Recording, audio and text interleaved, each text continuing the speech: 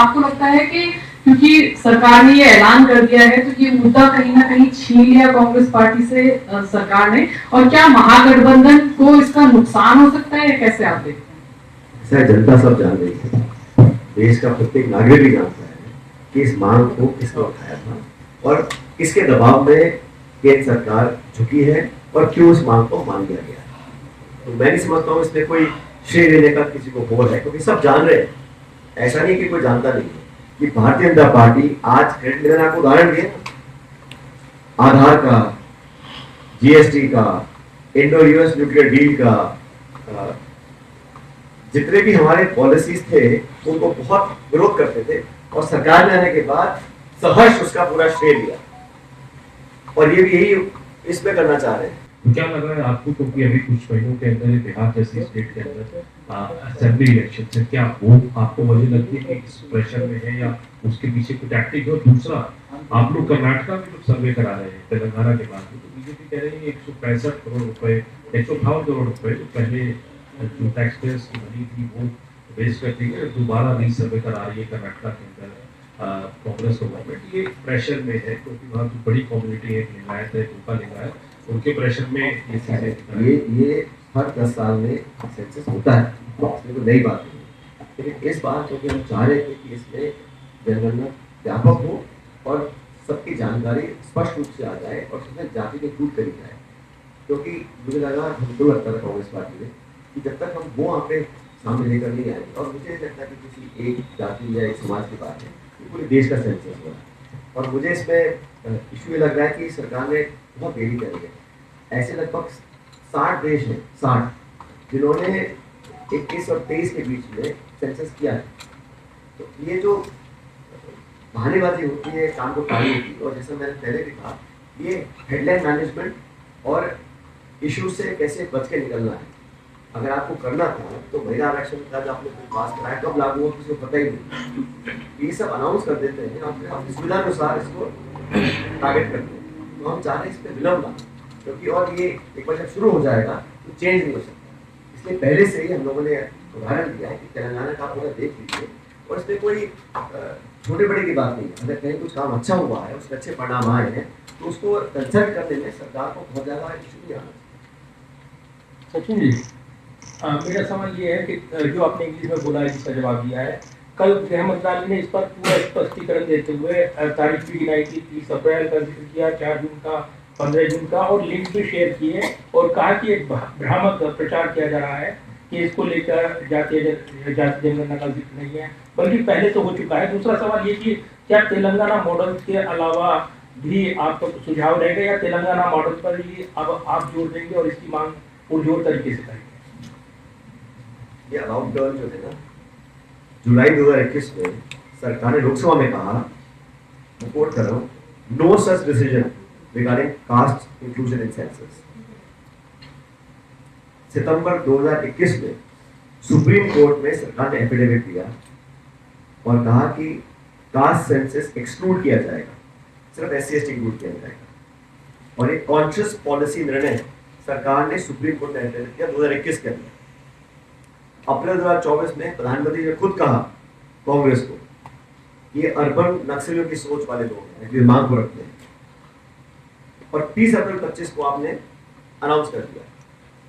तो ये सब जो पूरा घटनाक्रम है पिछले सालों का, इसको देखकर इसमें मैं कहाँ भ्रम फैला रहा हूँ? मैं आपको डेट के साथ कह रहा हूँ, सरकार ने लोकसभा में क्या कहा, सुप्रीम कोर्ट में क्या कहा, भाषणों में क्या कहा, और अब आपने अनाउंस कर दिया है। तो किस इन बातों को देखकर कैसे भरोसा किया जाए कि नीयत साफ है? और हम तो कह रहे हैं आप पैसा ढंग से अलॉट कर दीजिए, जरूरत है। 10,000 करोड़ रुपए चाहिए, आपने 570 करोड़ रुपए दिए हैं, तो कहाँ से सेंसस पूरा होगा?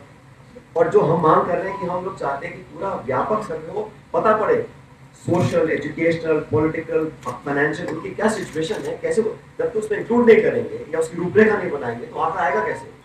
ये सिर्फ खाना पूर्ति के लिए आपने कास्ट का नाम डाल दिया ताकि इशू खत्म हो जाए और आगे निकल जाइएगा। हमारा उद्देश्य ये नहीं, हमारा उद्देश्य ये है कि हम इसको श्रेय लें, लेकिन ये बात सच है, इसकी मांग आई कहाँ से? किस भाजपा के नेता ने पहली बार कहा कि कास्ट सेंसस होना चाहिए? हमेशा मना करते रहे, आप मजाक उड़ाते रहे, आप कोस रहे थे हम लोगों को। अब एकदम से जो मन परिवर्तित हुआ है तो सोचना पड़ेगा ना क्यों हुआ है। हुआ है तो सच में हुआ है या ऊपर ऊपर ऊपर से कर रहे हैं? क्योंकि जो आंकड़े हैं वो मैच नहीं करते ना। अगर नियत साफ होती तो 1.5 साल क्यों इंतजार करते? 30 अप्रैल को कह रहे हैं कि 27 में करेंगे, क्यों? बाकी 60 देशों ने किया है सेंसस, कोविड के बहाने से आपने डिले किया, लेकिन अब क्यों डिले कर रहे हैं? ठीक जो महिला आरक्षण को लेकर उन्होंने जो स्थिति बना रखी है, अगर ने अनाउंस कर दिया, लागू कब होगा पता नहीं, ऐसा क्यों? और जवाब देने को तैयार नहीं। आप आरटीआई लगा लीजिए, जवाब नहीं आएगा। आप लोकसभा पूछ लीजिए, जवाब नहीं आएगा। हम पूछ रहे हैं तो कह रहे हैं आप भ्रम फैला रहे हैं। इसमें कहाँ भ्रम फैला है? जो मैंने आज बात रखी है, ये कहाँ भ्रमित करने वाली है? हम सरकार से आग्रह कर रहे हैं कि जो आपने कहा वो कर लीजिएगा, अच्छी तरह कर लीजिएगा। सर मेरा सवाल है, क्योंकि अपकमिंग डेज में मॉनसून सेशन भी होने वाला है और प्रीवियस सेशन में आप लोगों ने इस मांग को उठाया, इसके बाद जो है नोटिफिकेशन जारी की गई है, लेकिन आप लोग पर्टिकुलरली कास्ट सेंसस की बात करें तो अपकमिंग मॉनसून सेशन में क्या कांग्रेस पार्टी इस विषय को संसद की भीतर उठाएगी? हम तो इसको बहुत पहले से उठाते आ रहे हैं, सदन के अंदर भी सदन के बाहर भी। अब क्योंकि सरकार ने हमारी मांग को मान लिया है और जबरदस्त दबाव होगा तभी सरकार मानी है। सरकार बहुत जिद्दी है, अगर माना है तो आप समझ लीजिएगा बहुत दबाव होगा तभी माना है। लेकिन माना पूरे मन से आधे मन से ये भी जानकारी हमारे पास नहीं। हमें लगता है कि कहीं ना कहीं इसमें नियत में कोई कमी है, क्योंकि जिस स्पष्टता से जिस तरीके से करना चाहिए था वो किया नहीं है। और निश्चित रूप से हम लोग इस मुद्दे को उठाएंगे पार्लियामेंट में। सचिन जी, सर इधर, सर लेफ्ट। तो अभी आपके पैरेलल बीजेपी दफ्तर में भी कुछ कॉन्फ्रेंस हो रही है और इसी विषय को लेकर के सुधांशु त्रिवेदी ने कांग्रेस पर आरोप लगाया है कि दृष्टि दोष का शिकार है कांग्रेस। और बिहार में जो बीजेपी अलायंस की सरकार है उन्होंने पहले जाति का सर्वे किया, वो उन्होंने कहा है। और साथ ही सवाल ये उठाया है कि काका कालेकर की रिपोर्ट जारी करने का नहीं निर्णय लिया कांग्रेस ने, तो वो आज जाति जनगणना को लेकर सवाल उठा रहे, आप उनको क्या जवाब देंगे? देखिए वो क्या कह रहे हैं मैं ज्यादा नहीं बोलना चाहता हूँ, लेकिन इतिहास गवाह है भारतीय जनता पार्टी जातीय जनगणना के सब खिलाफ। इसके लिए कोई प्रमाण नहीं चाहिए। जब स्वयं प्रधानमंत्री कहते हैं कि जातीय जनगणना मांगने वाले लोग अर्बन नक्सली की सोच रखते हैं, इससे बड़ा क्या प्रमाण चाहिए आपको? और भाजपा ने और केंद्र सरकार ने सालों तक इसका मजाक उड़ाया, इसको एक्सेप्ट करने से मना कर दिया। अब अचानक कांग्रेस और राहुल जी की मांग को आप मान रहे हैं तो थोड़ा मन में विश्वास तो पैदा होगा ना। एकदम से आप मान रहे हैं, घोषणा कर रहे हैं, लागू नहीं कर रहे हैं, नोटिफिकेशन हो रहा है लेकिन पैसा नहीं दे रहे हैं। और हमें फिर दोहराना चाहता हूँ, ये संकीर्ण सोच लेके सिर्फ हम किसी व्यक्ति की जाति जानना चाहते हैं, ऐसा नहीं। उसका पूरा बैकग्राउंड, उसका सामाजिक हालात, उसके आर्थिक हालात, उसके शैक्षिक हालात, जब तक वो नहीं सामने आएंगे तब तक कास्ट जान के आप क्या कर लेंगे? ये जो भ्रम फैला रहे हैं कि ये समाज को तोड़ने वाली मांग है, इसमें जातिवाद फैल जाएगा, ऐसा नहीं। सारे आंकड़े आएंगे तब हम कुछ आगे कर सकते हैं। मेरा सिर्फ इतना कहना है कि भारतीय जनता पार्टी आज क्रेडिट लेना, आपको उदाहरण दिए आधार का, जीएसटी का, इंडो यूएस न्यूक्लियर डील का, जितने भी हमारे पॉलिसीज थे उनको बहुत विरोध करते थे और सरकार में आने के बाद सहर्ष उसका पूरा श्रेय लिया। और ये भी यही इस पे करना चाह रहे हैं, कोई दिक्कत नहीं। आपने मांग को माना, बहुत धन्यवाद आपका। लेकिन भ्रमित कर सिर्फ खाना पूर्ति कर पूरा करेंगे तो वो सही नहीं होगा। इस पर तथ्यात्मक कार्रवाई करनी चाहिए, आंकड़ों के साथ आगे बढ़ना चाहिए, पर्याप्त बजट देना चाहिए और स्पष्ट करना चाहिए कि जो मांग हमने रखी है एक पूरा विस्तृत सामाजिक सर्वे हो ताकि आंकड़े सामने आए। सिर्फ एक कॉलम में जाति लिखने से मैं नहीं समझता हूँ कि हमारा जो उद्देश्य पूरा हो सकता है। सचिन जी, क्योंकि बिहार में विधानसभा का चुनाव है, कास्ट सेंसस का मुद्दा कांग्रेस पार्टी ने बड़े जोर शोर से उठाया। आपको लगता है कि क्योंकि सरकार ने ये ऐलान कर दिया है तो ये मुद्दा कहीं ना कहीं छीन लिया कांग्रेस पार्टी से सरकार ने, और क्या महागठबंधन को इसका नुकसान हो सकता है, कैसे आप देखते हैं? जनता सब जान रही है, देश का प्रत्येक नागरिक भी जानता है कि इस मांग को किसने उठाया था और किसके दबाव में केंद्र सरकार झुकी है और क्यों इस मांग को मान लिया गया। तो मैं नहीं समझता हूँ इसमें कोई श्रेय लेने का किसी को होड़ है, क्योंकि सब जान रहे हैं, ऐसा नहीं कि कोई जानता नहीं है। और मैं देखा पिछले कुछ सालों में जो स्टेटमेंट्स भाजपा के नेताओं ने दिए हैं, स्वयं प्रधानमंत्री भी ने दिए हैं, वो साफ दिखलाता है कि इनका क्या मन था। और अचानक जो जो परिवर्तन हुआ है वो किन कारणों से हुआ है। वो सिर्फ और सिर्फ कांग्रेस का दबाव, राहुल जी की तमाम यात्राएं, उनके भाषण और उनका संकल्प सदन के अंदर सदन के बाहर कि हम करवाएंगे, उस दबाव में सरकार ने इसको एक्सेप्ट किया है। लेकिन आधे मन से के मैं आप साफ कहना चाहता हूँ कि आधे मन से किया है, सिर्फ खाना पूर्ति कर रहे हैं और जिस उद्देश्य के साथ हमने इस मांग को रखा था उसको पूरा नहीं करना चाहते। सचिन जी, आपको लगता है कि ये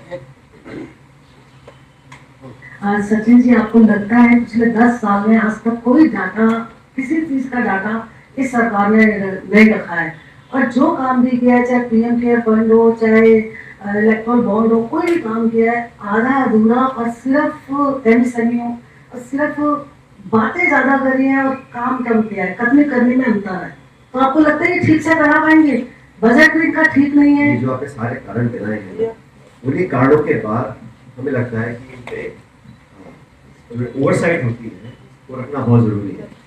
और ये बात सच है कि सरकार ने तमाम जो संस्थाएं हैं, एनएसएसओ है, बाकी संस्थाएं हैं, काफी आंकड़ों में कंजूसी करते हैं और पारदर्शिता से जो आंकड़े सामने आने चाहिए उसमें कहीं ना कहीं विश्वसनीयता जो है वो कम हो रही है।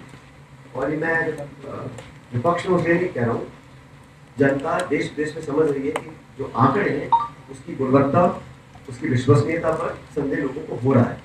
इसीलिए बहुत जरूरी है कि हम लोग सतर्क रहें और हकीकत सामने लेकर आए। और सिर्फ आलोचना करने के लिए विपक्ष में नहीं है, हम जो सकारात्मक सुझाव दे रहे हैं सरकार को बड़ा मन रखकर उनको एक्सेप्ट करना चाहिए।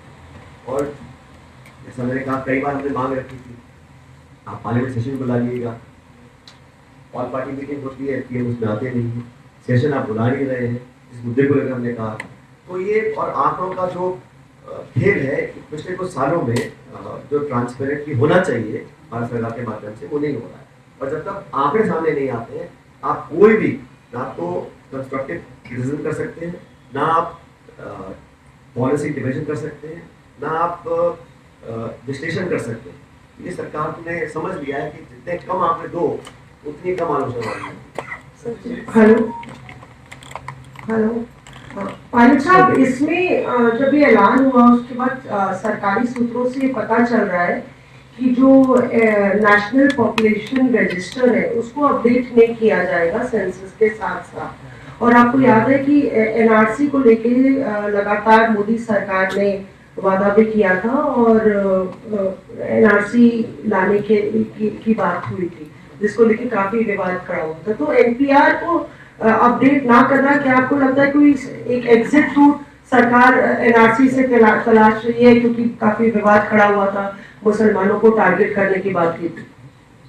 जब तक ये बात अधिकृत रूप से सामने नहीं आती मैं कुछ कहना नहीं चाहता, क्योंकि सूत्र क्या कह रहे हैं मुझे पता नहीं। लेकिन सरकार ने जो नोटिफिकेशन इशू किया है उस पर हम चर्चा कर सकते हैं, सरकार ने जो लिखित जवाब पार्लियामेंट में दिया है उस पर चर्चा कर सकते हैं कि सरकार क्या खबरें लीक कर रही है, क्या नहीं कर रही है, इस पर मैं टिप्पणी